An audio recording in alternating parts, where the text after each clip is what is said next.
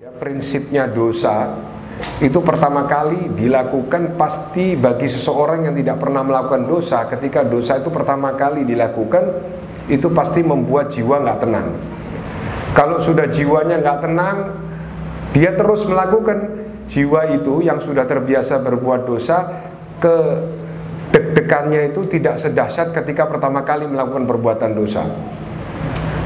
Prosesi menuju dosa itu menjadi hal yang biasa.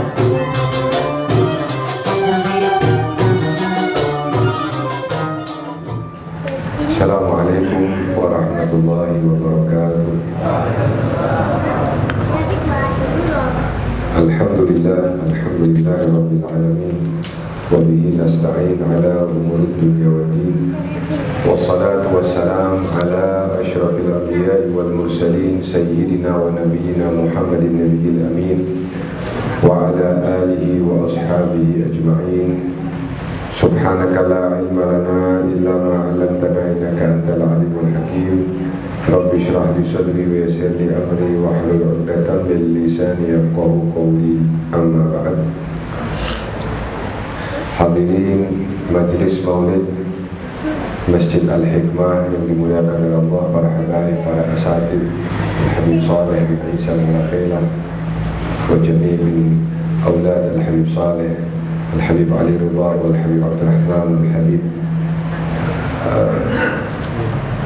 Halif, wa semua dari para asatid, para kiai, para ustaz yang hadir di majlis maulid yang dimuliakan oleh Allah Subhanahu wa ta'ala. Alhamdulillah, di kesempatan yang mulia ini tidak ada kata yang paling pantas kita ucapkan syukur kepada Allah Subhanahu wa ta'ala yang mungkin selama 2 jam, hampir 2 jam kita didudukkan di satu majlis yang kelak insyaallah menjadi saksi bagi kita, menguntungkan kita di yaumil qiyamah, menguntungkan kita ketika berhadapan dengan Allah Subhanahu wa ta'ala, menjadi saksi kebaikan, menjadi saksi bukti, menjadi saksi cinta kita kepada Allah dan cinta kita kepada junjungan kita Nabi besar Muhammad sallallahu alaihi wasallam, dan sebagai wasilah bagi kita semua untuk mendapatkan keridhaan Allah Subhanahu wa ta'ala,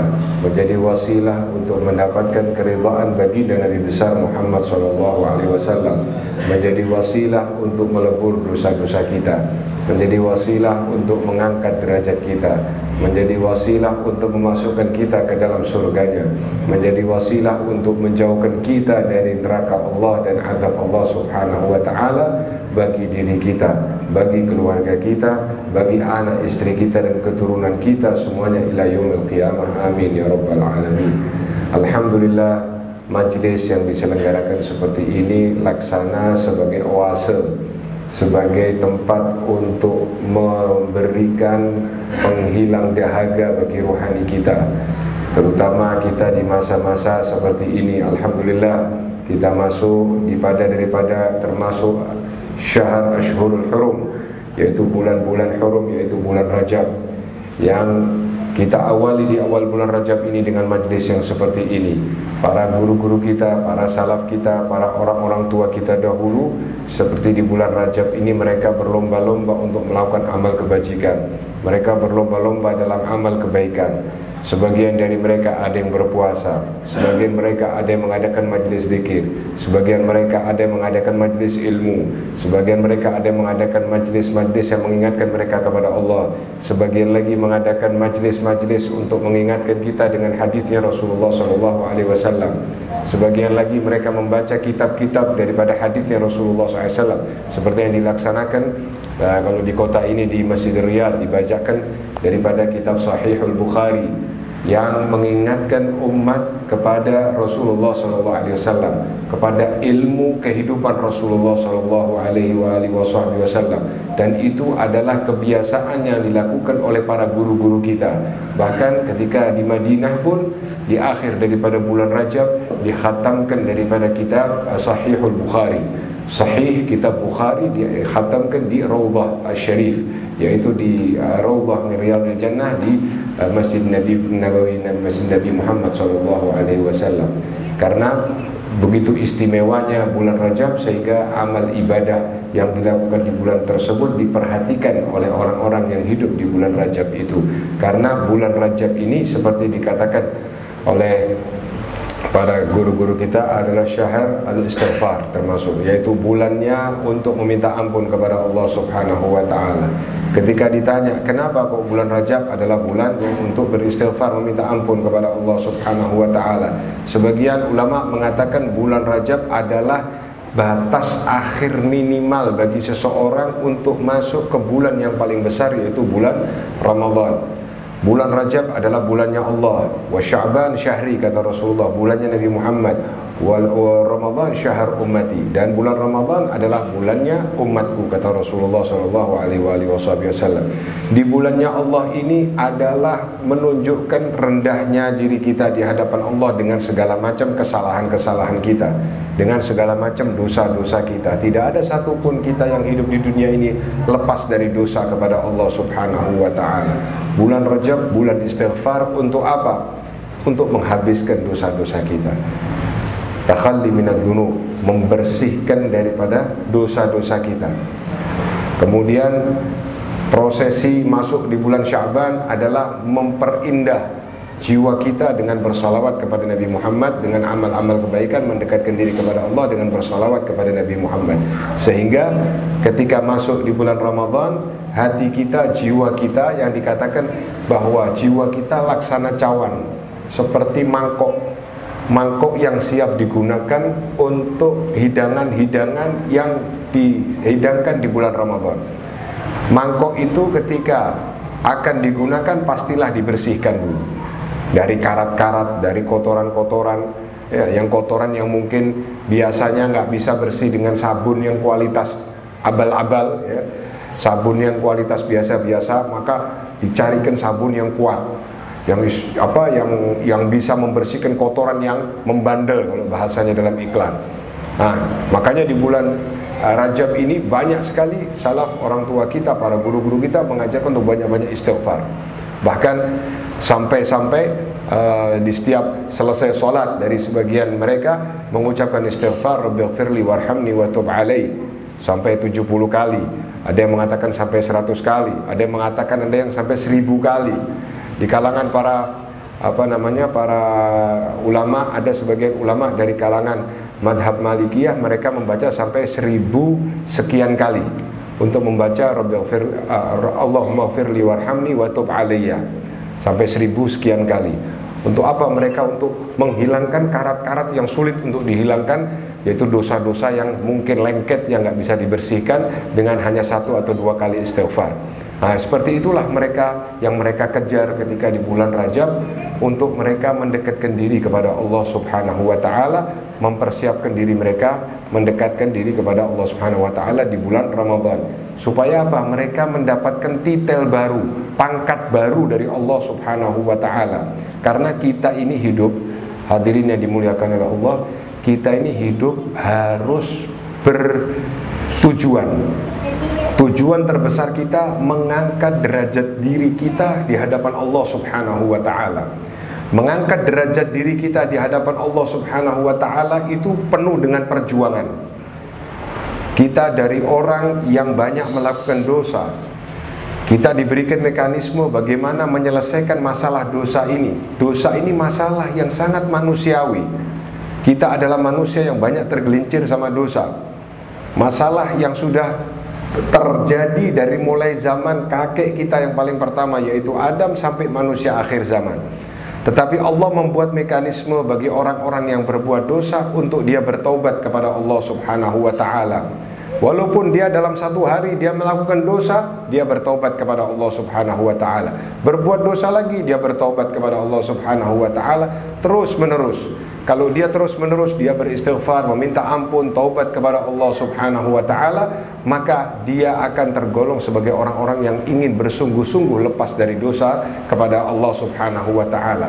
Karena bagi orang-orang yang malas untuk beristighfar, malas meminta ampun kepada Allah dengan alasan percuma. Saya mau istighfar, mau berapa kali istighfar, tetap saya nanti akan terjerumus kepada dosa. Maka itu adalah kemenangan syaitan yang masuk di dalam hatinya seseorang untuk dia tertipu bahwasanya percuma saya beristighfar, saya akan tetap saya akan melakukan perbuatan dosa. Guru-guru kita selalu mengingatkan bahwasanya seberapapun engkau melakukan dosa, mintalah ampun kepada Allah Subhanahu wa taala. Apalagi seperti di bulan-bulan seperti ini, jika kita tergelincir kepada perbuatan dosa, kita banyak-banyak meminta ampun kepada Allah Subhanahu wa taala, serta diniatkan semoga istighfar yang kita baca, permintaan maaf kepada Allah yang kita baca ini akan menyelesaikan masalah kita dengan dosa yang kita lakukan, yang mungkin menjadi kebiasaan. Karena dosa itu, prinsipnya dosa itu pertama kali dilakukan pasti bagi seseorang yang tidak pernah melakukan dosa. Ketika dosa itu pertama kali dilakukan, itu pasti membuat jiwa nggak tenang. Kalau sudah jiwanya nggak tenang, dia terus melakukan. Jiwa itu yang sudah terbiasa berbuat dosa, deg-degannya itu tidak sedahsyat ketika pertama kali melakukan perbuatan dosa. Prosesi menuju dosa itu menjadi hal yang biasa.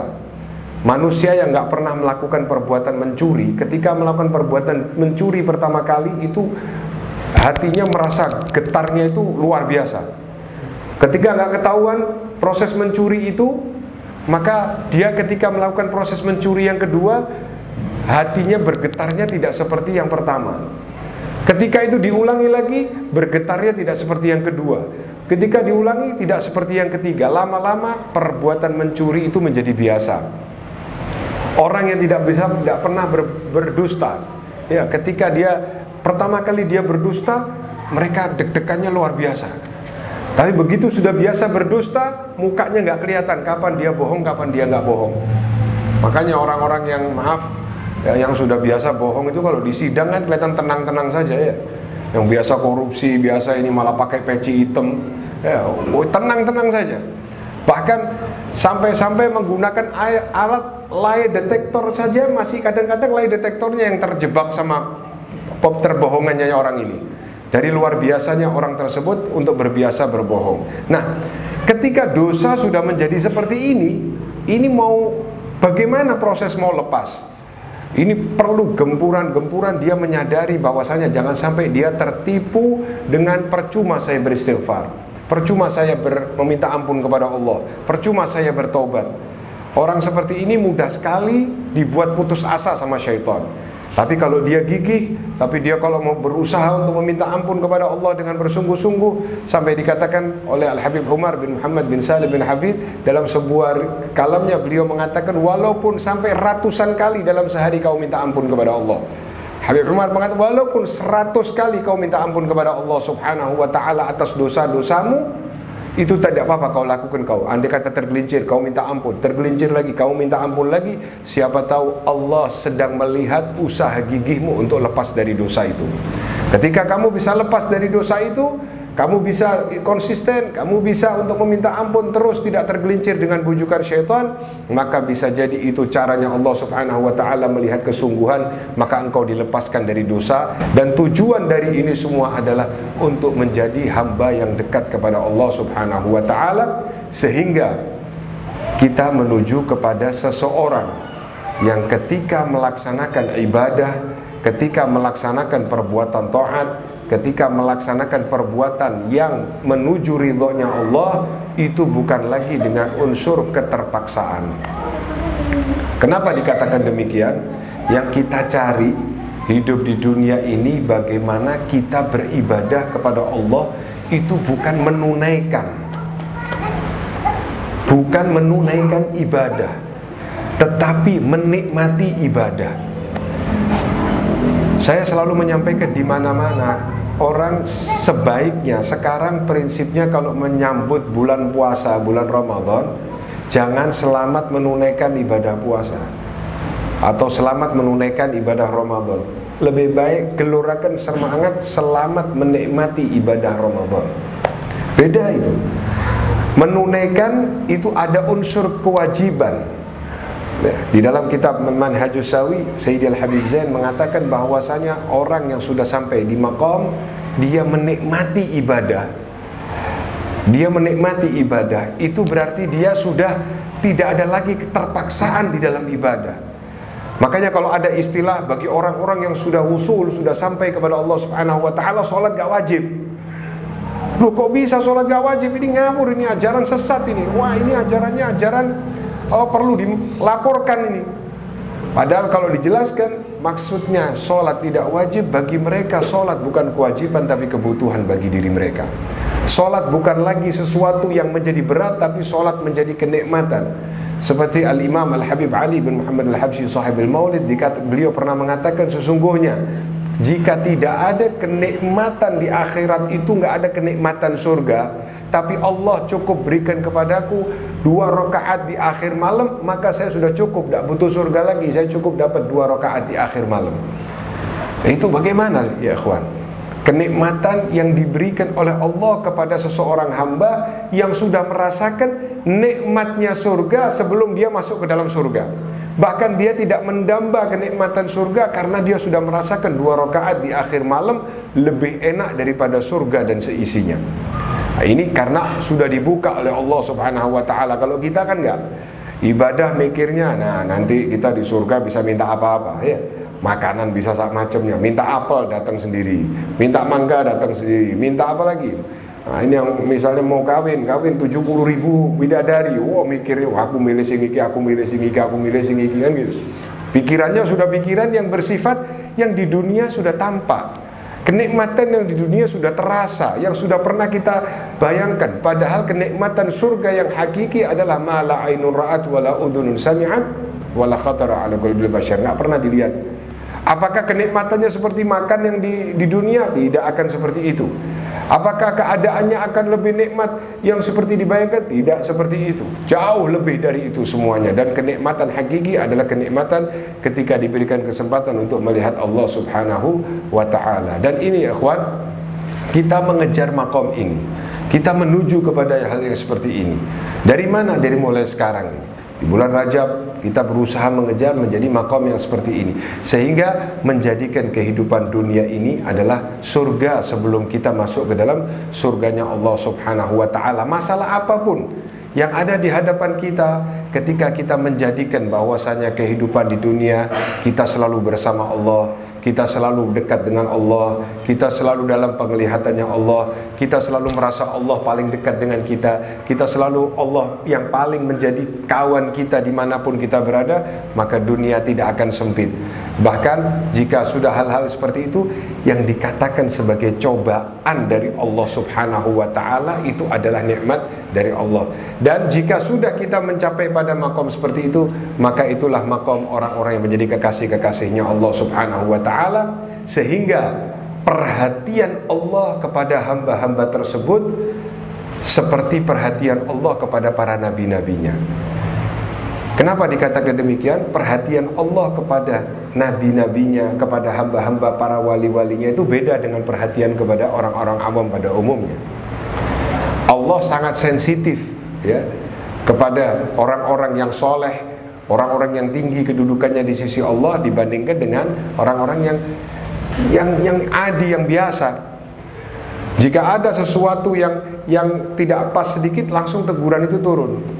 Maka kalau kita mendapati kita melakukan perbuatan salah, kemudian seakan-akan kita diingatkan, seakan-akan kita diberikan peringatan, walaupun peringatan itu tidak enak, itu kita prasangka baik bahwasanya Allah sedang memperhatikan kita dengan sebenar-benar perhatian. Misal kita akan, waliyadzubillah, seseorang akan melakukan maksiat. Ketika akan melakukan maksiat, Allah sudah memberikan tanda-tanda dan Allah memberikan sesuatu yang tidak nyaman bagi dirinya. Tiba-tiba ada saja menjadi satu halangan dia, dan dia menjadi sadar bahwasanya ini adalah peringatan dari Allah dan kesensitivitasnya Allah Subhanahu wa ta'ala, maka dia bisa menjadi hamba yang diharapkan dekat kepada Allah Subhanahu wa ta'ala. Para nabi, para rasul itu Allah memberikan kecemburuan yang tinggi kepada nabi dan rasul dibandingkan dengan orang-orang selain nabi dan rasul atau orang-orang yang di bawahnya. Sebagai contoh, ketika Nabi Ibrahim alaihissalam mulai merasa cinta dengan Ismail sebagai putranya, mulai, namanya bapak senang sama anak, itu satu hal yang biasa. Bapak senang sama anak, cinta sama anaknya, anaknya mulai besar, otomatis rasa cinta itu tumbuh. Ketika itu mulai tumbuh, satu hal yang wajar, cintanya orang tua kepada ayah, kepada anaknya. Begitu rasa cinta itu tumbuh, Allah subhanahu wa ta'ala cemburu dengan hal itu. Maka Allah menguji cintanya ayah kepada seorang anak dibandingkan dengan cintanya si manusia ini kepada Allah subhanahu wa ta'ala, dibandingkan cintanya Nabi ini kepada Allah subhanahu wa ta'ala dengan peristiwa perintah penyembelihan Nabi Ismail alaihissalam.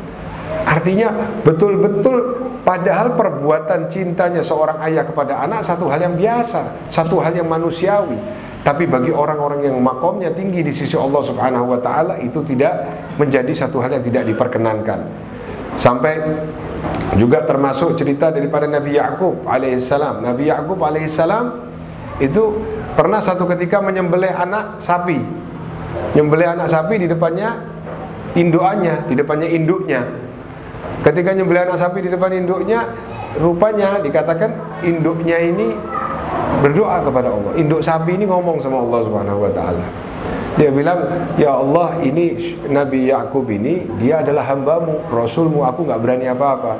Cuma dia gak tahu rasanya bagaimana seorang induk yang berpisah dengan anaknya dengan disembelih seperti itu. Sama Allah diberikan pelajaran bagaimana Nabi Ya'qub dipisahkan dengan Nabi Yusuf yang segitu lama waktunya.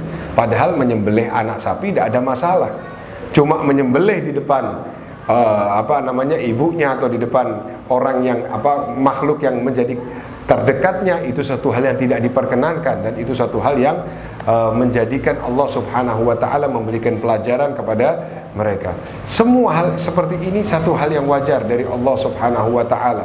Sampai ada salah seorang wali min auliyaillah, kekasih Allah subhanahu wa ta'ala, ya, kekasih Allah subhanahu wa ta'ala, itu dia kerjaannya hidup di pasar.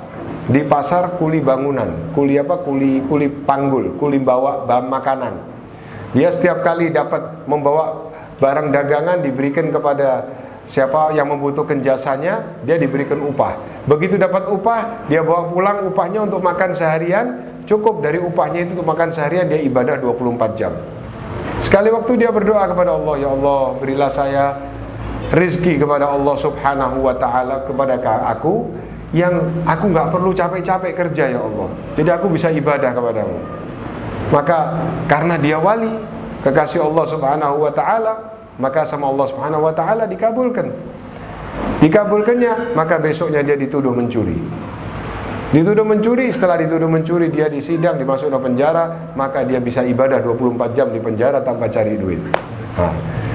Dikabulkan, tapi doanya ya seperti itu, karena dia melakukan berdoa kepada Allah subhanahu wa ta'ala untuk dekat kepada Allah, dan diberikan sama Allah sebagai tempat untuk dia berkhalwat kepada Allah di penjara manusia saat itu. Maka kita bukan seperti mau jadi wali yang mau di penjara, tidak. Kita menjadi orang-orang yang didekatkan kepada Allah subhanahu wa ta'ala, supaya sensitivitas peringatan Allah kepada kita itu sangat tegas, sangat nyaman. Kita seakan-akan dipantau sama Allah 24 jam, dan memang itu yang terjadi.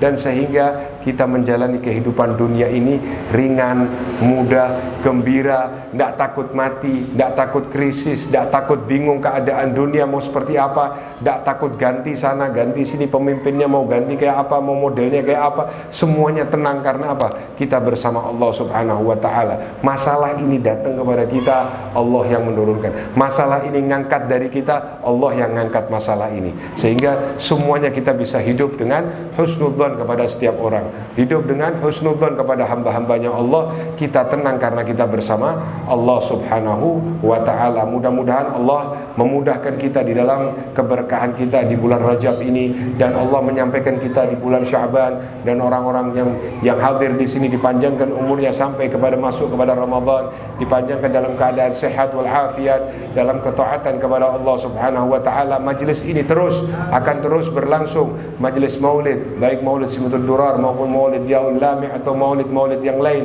diselenggarakan di tempat ini, memberikan keberkahan, memberikan pencerahan, memberikan ilmu, membawa kita ke jalan Allah, membawa kita ke jalannya Rasulullah sallallahu alaihi wasallam. Yang khidmah di tempat ini pun diberikan kemudahan oleh Allah Subhanahu wa taala untuk menjadi penerang bagi agama Islam, untuk menjadi penerang bagi umat manusia, untuk menjadi contoh bagi umat Islam, bagi umat manusia, dan semua kita akhirnya masuk di bulan Ramadan dalam keadaan sehat wal afiyah, beribadah dalam taat, dalam iman, dalam taqwa. Ala hadhihi niyyah wa ala kulli niyatin jami'an syamila zahiran fid dunya wal akhirah wa ila hadratin Nabi Muhammad sallallahu alaihi wasallam. Al-Fatihah.